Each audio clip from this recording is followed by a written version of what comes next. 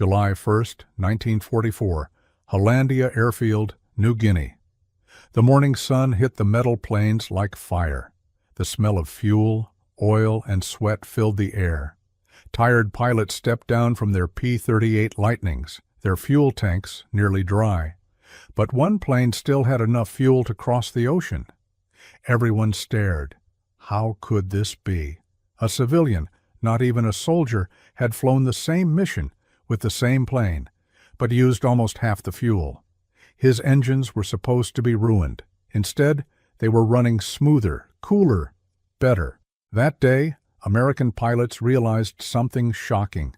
To fly farther, they had to break the very rules they were taught to obey. Stay with us to discover how ruining their engines helped U.S. pilots fly twice as far and change the course of air combat forever. Don't forget to subscribe, like this video, and watch till the end, because this true story will change how you see World War II aviation. July 1st, 1944. Hollandia Airfield baked under the New Guinea sun. The jungle buzzed like a giant machine, full of heat, flies, and noise. American pilots in sweat-darkened uniforms wiped grease from their hands and waited for orders. They were tired. Missions were long, fuel was tight, and engines often came home coughing. That morning, a small C-47 transport touched down on the coral runway. From it stepped a tall man with calm eyes and a name every pilot already knew, Charles Lindbergh. The same man who had once flown alone across the Atlantic now stood among combat pilots half his age. He wasn't in uniform, he was a civilian, carrying only a notebook and a pilot's map. But everyone recognized him immediately. A captain leaned toward another and whispered, "What's he doing here?" Lindbergh had come to the Pacific not as a hero, but as a consultant. The United States needed help making its aircraft go farther. The P-38 Lightning, the twin-engine fighter that roared across the sky, was powerful but thirsty. On long patrols over jungle and ocean, many missions had to turn back early because fuel ran low. Some never returned. Pilots followed strict rules from their manuals. Never push the engine too hard, never run over square. That meant the pressure inside the cylinders, the manifold pressure, should never be higher than the engine speed in hundreds of RPM. For example, if you flew at 2200 RPM, the manifold pressure should stay below 22 inches. It was considered a law of nature. Break it, and you'd ruin your engine. Lindbergh didn't believe that. He had spent years testing aircraft engines, learning how fuel and air worked together. He knew that at lower RPM, an engine's pistons moved slower, producing less heat, even if the pressure was higher. To him, the so-called rule was not a law, just a habit. On his first day, he walked quietly among the parked P-38s, touching metal still warm from flight. He asked simple questions. How far do you fly? How long do you cruise? What's your fuel burn per hour? Pilots told him around 100 gallons per hour total, sometimes more. With tanks holding 4 or 10 gallons, that meant a range of about 570 miles. That's not enough, Lindbergh said softly. You need at least 700. They laughed. We'd need a miracle for that. But Lindbergh only smiled. Maybe not a miracle, he said, just a new way of flying. That afternoon, under a canopy of palm leaves, Lindbergh drew a quick chart in the dirt with a stick. If you drop RPM, he explained, to 1600 and increase manifold pressure to 30 inches, you'll burn less fuel. Run the mixture lean, not rich. You'll move just as fast, but go much farther. A young lieutenant shook his head. That'll blow the engines, sir. Manuals forbid it. I've done it before, Lindbergh said. Engines won't die if you treat them gently. Try it once. See what your gauges tell you. The squadron commander hesitated. His pilots had flown through monsoon storms, through Japanese flak. But this was scarier. Every man had been taught that running over square was deadly. Yet this outsider, calm as a teacher, spoke as if gravity itself could be bent. For 2 days they debated. The engineers refused at first. "Sir, the Army won't approve it," one said. Lindbergh nodded. Then let's not tell the Army until we know. Finally, permission came for a test flight. 4 P-38s, one of them flown by Lindbergh himself. The men called it Lindy's Gamble. Mechanics checked every bolt twice. Some joked that if the engines failed, at least history would record where the great Lindbergh crashed. The morning of the test was humid and gray. Jungle steam rose like smoke. The engines started with deep, throaty growls. Lindbergh climbed into his P-38, checked his map, and spoke over the radio. Cruise at 1600 RPM, manifold 30, auto-lean. There was a pause. 1600, a voice replied, half laughing. Roger that if we make it home. As they rolled down the runway and lifted into the white sky, every pilot stared at his gauges. Would the needles jump? Would the engines shake apart? But instead of shaking, the P-38s purred, steady, smooth, almost lazy. The noise inside the cockpit dropped, and vibration faded. The planes moved at the same speed, but with gentler power. When they landed hours later, Lindbergh's fuel gauges read higher than anyone had ever seen after such a long patrol. He climbed down, smiling faintly. "You see," he said to the mechanics, "sometimes the book is wrong." That night, pilots gathered around in the mess tent, their plates half empty, their minds full. They argued and calculated on napkins. "Could it really be 30% less fuel?" one asked. Another said, "If it works, we could reach the next island chain." Outside, the jungle sang its endless song. The air smelled of sweat, oil, and kerosene. And somewhere between faith and fear, the idea began to take root that maybe by doing what everyone said would ruin an engine, they could save the war's most precious fuel, time. But the proof would come only in the next mission. The next morning, Hollandia Airfield woke before sunrise. The jungle was still dark, but engines were already coughing to life. Pilots moved slowly, tired from too many missions and too little sleep. The air smelled of hot rubber, gasoline, and damp grass. Every man there knew his job: take off, climb to altitude, patrol for hours, and come home with just enough fuel to land. It was a rhythm that left no room for mistakes. The P-38 Lightning was fast and deadly, but it burned fuel like a hungry beast. Each P-38 carried around 410 gallons of fuel, plus drop tanks when needed. At normal power, about 2,200 RPM and a rich fuel mix, it burned 100 to 110 gallons every hour. That meant a safe flying range of about 570 miles.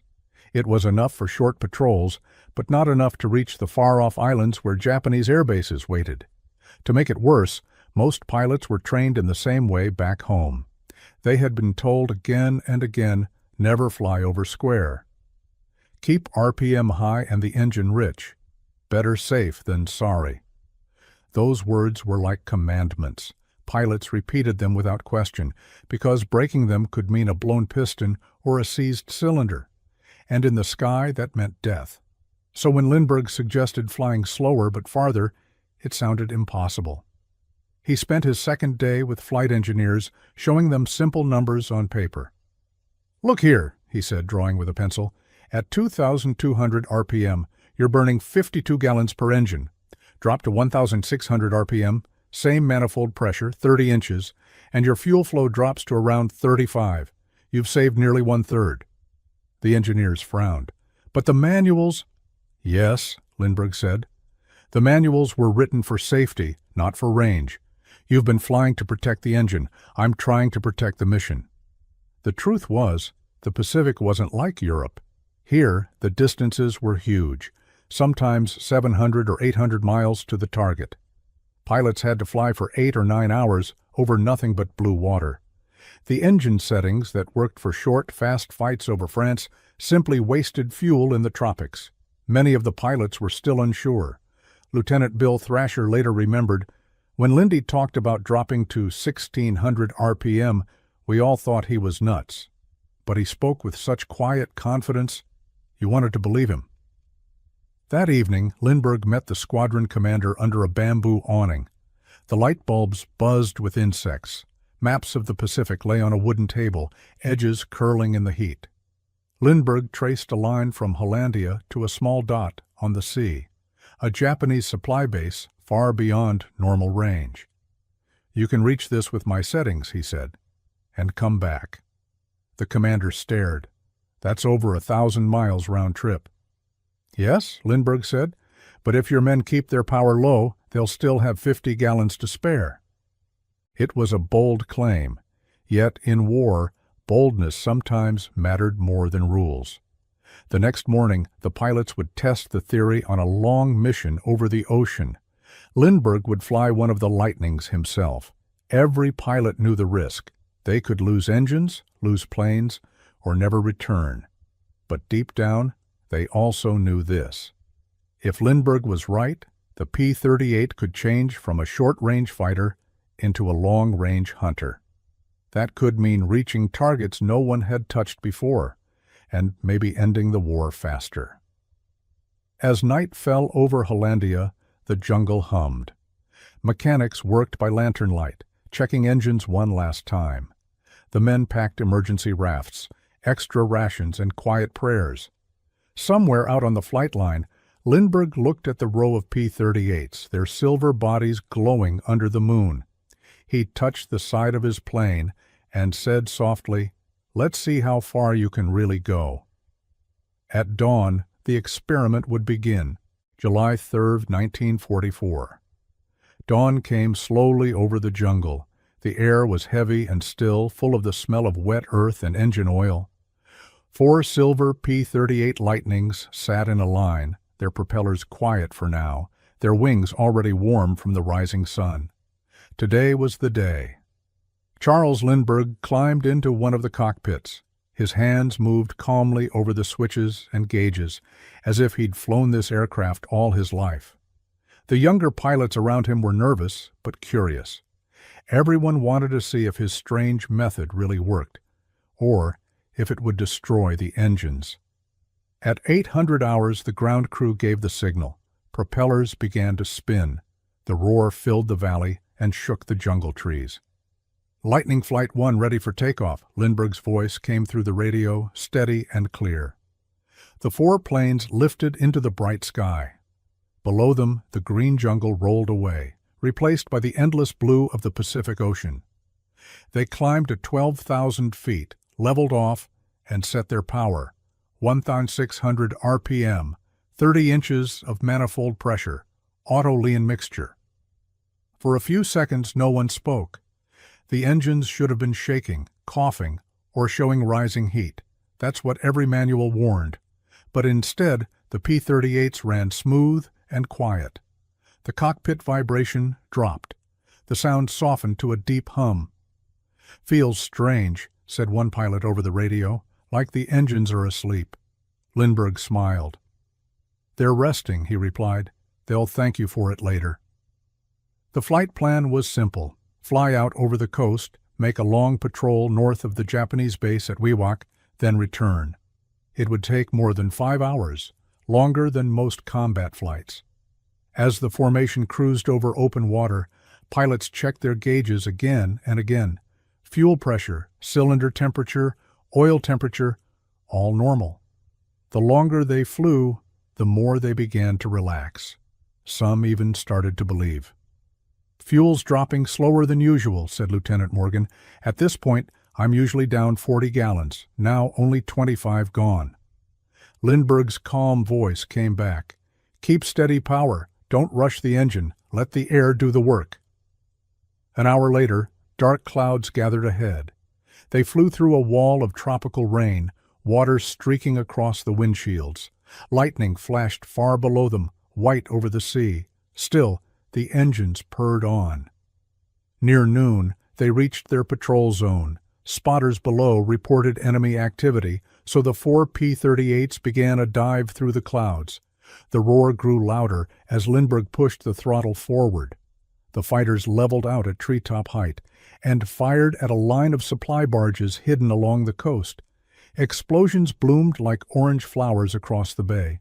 Then, with fuel still good, they turned for home. By the time they touched down at Hollandia, the sun was low and the shadows long. The pilots climbed from their cockpits, sweating but smiling. Mechanics rushed in to check the planes. Lindbergh walked to his crew chief and said, "Check the tanks." The chief opened the caps and dipped the metal measuring stick. He blinked, then looked again. "Sir, you still have nearly 100 gallons left." The others gathered around. "That can't be right," one shouted. But when they checked the other planes, the numbers matched. Fuel burn was down by almost 30%. No engines were damaged, no oil leaks. In fact, the spark plugs looked cleaner than usual. That evening, the pilots gathered at the mess tent again. They spread their charts and scribbled new numbers. "At this rate," one said, "our range jumps from 570 miles to almost 750. Someone laughed.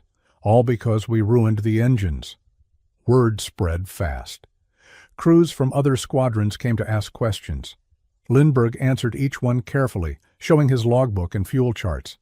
He never raised his voice, never bragged. He just said, "Try it for yourselves." For the first time in months, the airfield buzzed with something new, hope.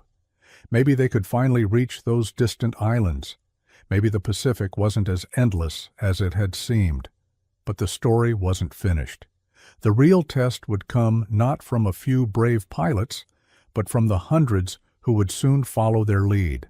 The next morning, the base was alive with noise. Pilots were talking, laughing, arguing. Mechanics ran between hangars carrying fuel logs and tools. Everyone had heard about Lindbergh's strange flight, the one where he broke the rules and still came home with more fuel left than anyone believed possible. But not everyone was happy about it. Major Thomas Reedy, the operations officer, frowned as he read the report. "This can't be right," he said. 30% less fuel used. At that power setting, the engines should be destroyed. He had seen too many burned pistons and cracked valves to believe otherwise. "If we let this spread," he warned, "we'll be sending pilots to their deaths." Still, curiosity was stronger than fear. Over the next few days, small groups of P-38 pilots began trying Lindbergh's method.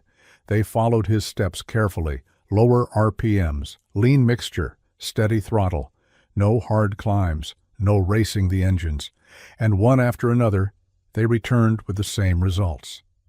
Captain John Bolt, a young pilot from the 475th Fighter Group, wrote in his journal, "We all expected to blow an engine today. Instead, we flew longer and landed cooler.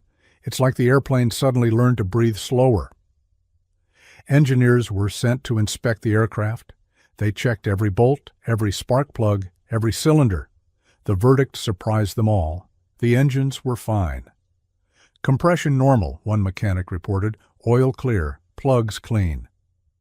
It was as if the engines preferred the gentle treatment. Soon the base commander himself ordered an official test flight. 3 P-38s would fly with standard power settings. 3 others would use Lindbergh's method. Each would follow the same route, a 600-mile patrol over the Bismarck Sea. When they returned, the results were impossible to deny. The standard planes landed with almost empty tanks. The Lindbergh planes had enough fuel left for another hour of flight. The data sheets showed a 27% improvement in range, with no drop in speed during cruise. For the first time, the idea reached headquarters. Word spread through radio messages and handwritten reports. New power setting increases range. Engine stable. Recommend trial across all units. The Army Air Forces, famous for its strict rules, didn't like surprises. But in war, results mattered more than pride. By mid-July, Lindbergh was flying from one island base to another, teaching pilots his technique. He stood beside their cockpits before takeoff, explaining each dial and lever. "Keep your RPM low," he said softly. "Let the propeller bite the air, not fight it." Some young flyers stared at him with awe. This was the man who had crossed the Atlantic alone. But he never acted like a hero. He only said, "It's not about bravery, it's about understanding your machine." The impact was fast and powerful. Within weeks, P-38 squadrons in the Pacific were flying missions that used to be impossible. They could now reach targets deep inside enemy territory, 1,300 miles round trip, and still have fuel to fight and return. For the first time, they could strike Japanese shipping near the Philippines and the islands north of New Guinea. The tables were turning. One pilot radioed back after a long-range mission, "Tell Lindbergh his trick works. We got home with 20 gallons to spare." In the mess tent that night, someone pinned a new sign on the wall: "Ruined engines and proud of it." The laughter that followed was real. These men had been flying on fear and fumes for too long. Now they had hope. And more than that, confidence. But while the pilots celebrated, Lindbergh's growing fame worried some commanders. He was still a civilian, not a soldier. And not long ago, his political views had made him a controversial figure back home. Some officers whispered that it was dangerous to let him lead military experiments. They couldn't stop the results, though. The numbers told their own truth. As one colonel finally admitted in a memo, "Mr. Lindbergh has achieved what we thought impossible. Range extended, engines intact, recommend full adoption." The paradox was complete. By running their engines softer, American pilots were flying farther and faster than ever before. Still, the greatest test was yet to come: combat. Would these same gentle engines survive the heat of a real dogfight? The answer would come sooner than anyone expected. August 1944. The air over the Pacific shimmered with heat. On a narrow strip of coral and steel called Noem 4 Island, U.S. pilots stood beside their P-38 fighters, checking guns and fuel lines. The talk around the airfield was the same everywhere: Lindbergh's method. But today, it wasn't a test. It was war. A new mission order came through at dawn: attack a Japanese supply convoy near the coast of Borneo, more than 600 miles away. Normally, that distance would be impossible for a round trip. But with Lindbergh's low-power flying technique, the numbers finally made sense. Captain Dan Roberts, one of the pilots, looked at his fuel chart and muttered, "We'll be pushing it." Then he smiled. "But if the old man says it works, I'll trust it." Engines roared to life, shaking the airfield. The smell of gasoline and dust filled the morning wind. The P-38s rolled down the strip one after another, their twin tails glinting in the sun. Up in the sky, the formation climbed slowly to save fuel. The pilots flew close together, watching the shimmering ocean far below. The air was calm, only the low hum of engines filling their ears. Lindbergh's voice came through the radio, calm and clear. "Keep it steady, boys. 1600 RPM. Let her breathe." Hours passed. The blue water stretched forever. Then, dark dots on the horizon, enemy ships. "Target in sight," Roberts said. He pushed his throttle forward, felt the engine growl.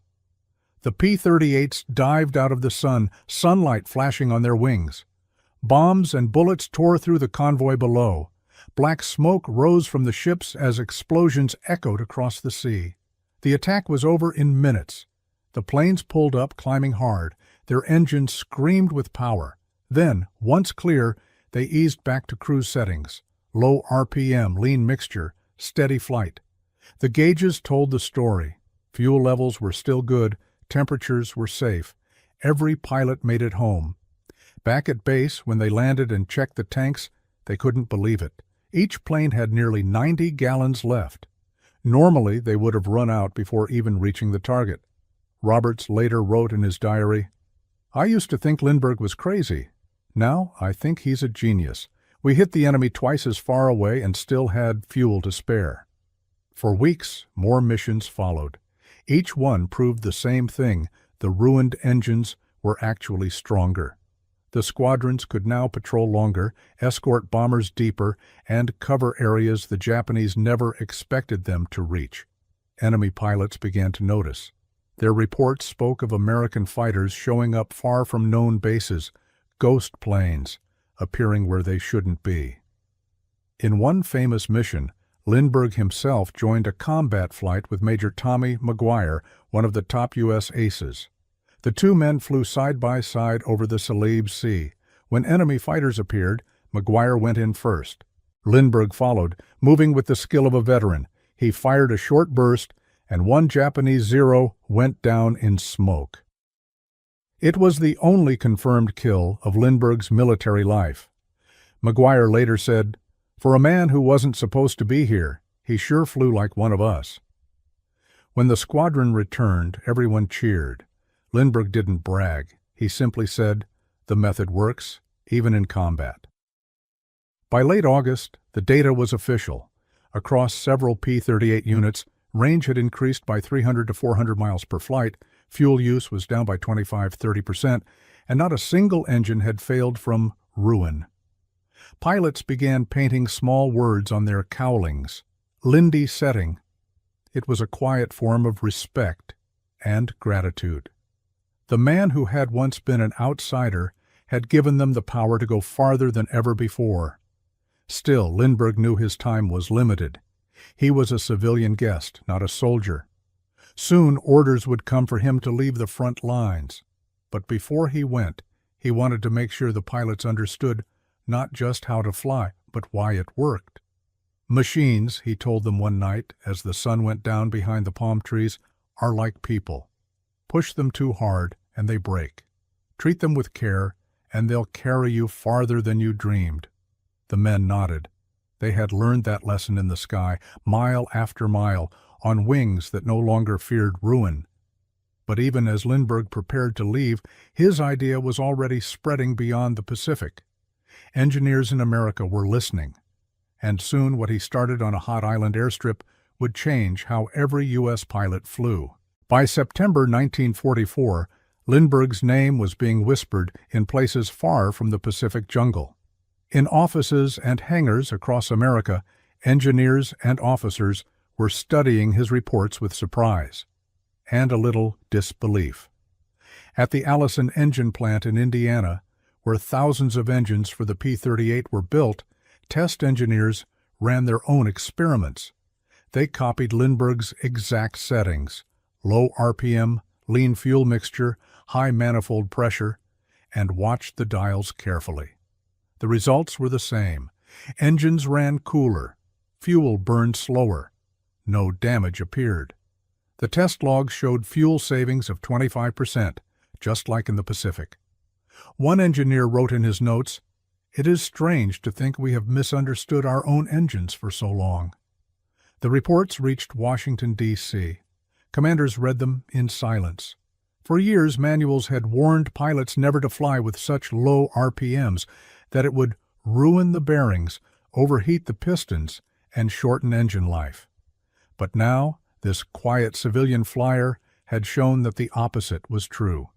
The Army Air Forces began updating training materials. New leaflets were printed and sent to the Pacific, Europe, and even to bomber crews. Operate at lower RPM and high manifold pressure for best efficiency. It was a small line in a big manual, but it changed everything. Pilots in other aircraft soon followed. P-47 Thunderbolt and P-51 Mustang squadrons tested the technique and found the same improvement. Bombers like the B-24 and B-25 started experimenting too. A captain from a bomber unit in the Philippines reported, "We increased our flight time by 40 minutes without touching extra fuel. It feels like we unlocked a secret." Lindbergh's method was now spreading faster than any order could. It wasn't just a trick. It was a revolution in how pilots thought about their engines. Meanwhile, back in the Pacific, Lindbergh continued to fly. He moved from base to base, helping mechanics adjust fuel systems and propeller controls. He carried his small notebook everywhere, covered in grease and sweat, filled with hand-drawn charts and numbers. At each stop, he taught the same simple idea. An engine is a living thing. Let it breathe easy. The men respected him not just for his fame, but for his calm, patient way of explaining things. He spoke like someone who understood the airplane, not just flew it.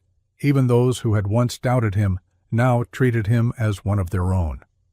"He's not a colonel," one mechanic said, "but he sure teaches like one." The change was also practical. With longer range, U.S. fighters could escort bombers to more distant islands, attack hidden enemy airfields, and cover invasions that once seemed too risky. Each mission stretched the front lines farther toward Japan.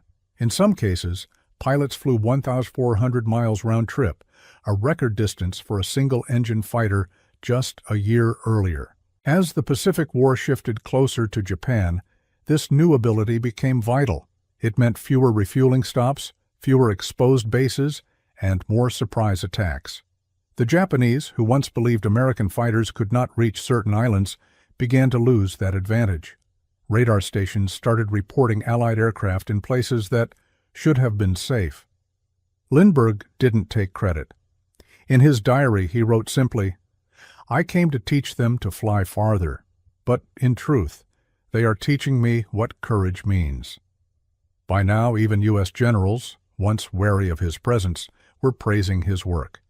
A memo from Pacific Command noted, "Civilian technical consultant C.A. Lindbergh has contributed materially to improved operational range of P-38 aircraft." Behind that dry line was a world of change.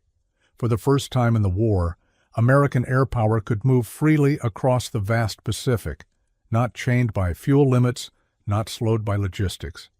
And all of it had started with an idea that sounded wrong, ruining the engine to save it. But Lindbergh's story was far from over.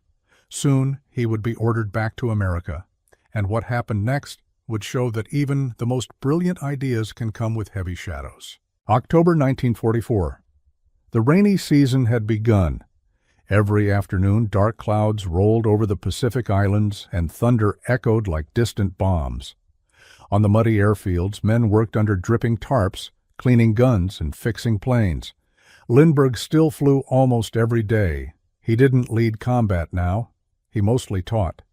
He stood beside pilots in the heat and explained power settings, drawing small charts in the dirt with a stick.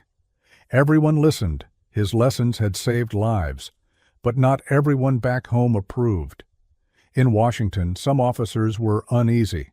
Lindbergh was still a civilian, not in uniform. And before the war, he had been a controversial figure, accused of being too friendly with Germany and too critical of American leaders. When his name began appearing in military reports, high officials grew nervous. "A civilian fighting in combat? That's against the rules," one memo read. Another said, "Lindbergh's presence may cause political trouble." So, orders were sent to the Pacific. Lindbergh is to be withdrawn from operational zones immediately. The message reached the base just after sunset. The squadron commander, Major McGuire, read it twice and sighed. "They're pulling you out, sir," he said quietly. Lindbergh nodded. He had expected it.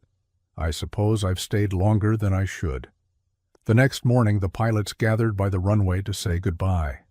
The air was humid, heavy with the smell of fuel and sea salt. The men didn't want him to leave. "Sir," one said, "we'll keep using your method. We owe you for it." Lindbergh smiled faintly. "You don't owe me anything. Just keep flying smart, not hard." They shook hands one by one. When his transport plane lifted off the coral strip, every pilot on the ground raised a hand in salute. The silver aircraft disappeared into the clouds, leaving behind a trail of exhaust that faded into the gray sky. Back in the United States, Lindbergh was met with mixed feelings. Some saw him as a hero again, the man who had helped American pilots fly farther and survive longer. Others still remembered his pre-war speeches and distrusted him. He didn't argue. He avoided interviews, stayed out of politics, and focused on technical work. He wrote reports for engine makers and continued to promote better flying methods. In private, he missed the men in the Pacific. "I left a piece of myself there," he wrote in his journal, "among the planes, the heat, and the sound of engines that I learned to love again." Meanwhile, the lessons he taught continued to shape the war. The Lindbergh power setting became standard practice. Pilots who had never met him now used his technique without even knowing his name. It was simply called cruise economy mode. In late 1944, Allied aircraft used those extended ranges to launch deeper raids on the Philippines and later toward Formosa and Okinawa. They could strike farther, stay longer, and still return safely, all because they no longer feared ruining their engines. A report from the 475th Fighter Group summed it up perfectly. With the Lindbergh method, we have changed how we fight. Distance is no longer our enemy. But Lindbergh's own war was over. He returned to his quiet home life with his wife Anne and their surviving children. To most people, he had vanished again, like a shadow passing through history. Yet, for the men who had flown with him, he was unforgettable. Captain Roberts, one of his students, later wrote in a letter home, "He taught us something bigger than flying. He showed us that even in war, you can use reason, not just courage." It was a lesson they would carry long after the guns went silent, and though Lindbergh's time in the Pacific was short, its impact was vast. His quiet voice, calm hands, and strange ideas had changed the rhythm of war, proving that sometimes slowing down can be the fastest way to victory. But the war was not yet done, and soon the new flying methods he helped create would help carry America to the final battle, the road to Japan itself. Spring 1945, the Pacific War was reaching its final stage. American planes now filled the skies from the Philippines to Okinawa. Bombers flew farther than ever before, escorted by fighters that once could never have made the trip. Those long-range flights were now normal, but few remembered where the idea began. On dusty islands months earlier, one man had proved that sometimes breaking the rules could save lives. The Lindbergh method had spread quietly through the air forces, manuals were rewritten, and instructors taught new cadets how to balance speed and power, how to listen to their engines instead of forcing them. What had started as a risky experiment became official doctrine. A P-38 mechanic later said, "Before Lindbergh, we thought power meant noise and heat. After him, we learned power could be smooth, quiet, and smart." The numbers told the story. By 1945, fuel efficiency in fighter missions had improved by nearly 25%. Combat range had increased by more than 300 miles. Pilots were flying deeper into Japanese territory, staying in the air longer, and bringing each other home. When Japan finally surrendered in August, many pilots looked back and realized how much had changed. They had learned to respect their machines and their own patience. For Lindbergh, the war's end was a time of quiet reflection. He had returned to civilian life, far from the noise of the front lines. In his notebook, he wrote, "I did not fight for glory. I fought for understanding between man and machine, between power and control." History would remember him in many ways: hero, scientist, and sometimes a man surrounded by controversy. But for the pilots who had flown with him, he was simply the teacher who showed them how to fly farther than they ever thought possible. In the years after the war, Lindbergh continued to work on aviation technology. His ideas helped shape the early jet age, where the same lessons of balance and efficiency were used again, not just to win wars, but to reach across oceans in peace. Even today, pilots study the principles he proved in those war years. They call it cruise management or engine optimization. It sounds technical, but at its heart, it's the same idea. Treat the machine gently, and it will give you more than you expect. It's a quiet paradox, the same one that began on a jungle airstrip in 1944. To go farther, you must first ease off. To gain endurance, you must slow down. The men who once laughed at the thought of ruining their engines came to see that the real ruin was waste, of power, of patience, of understanding. They had entered the war believing that victory came from force. They left it knowing that true strength came from balance. As one old pilot said years later, standing beside a restored P-38 at an air show, "We learned that engines are like people. Push them too hard and they break. Trust them, and they'll take you home." And so, In the quiet hum of a running engine, somewhere between roar and whisper, the lesson of Charles Lindbergh still lives, a reminder that even in war, wisdom can fly farther than speed. In the end, America's greatest weapon wasn't just its planes or bombs. It was its ability to learn, to listen, and to change.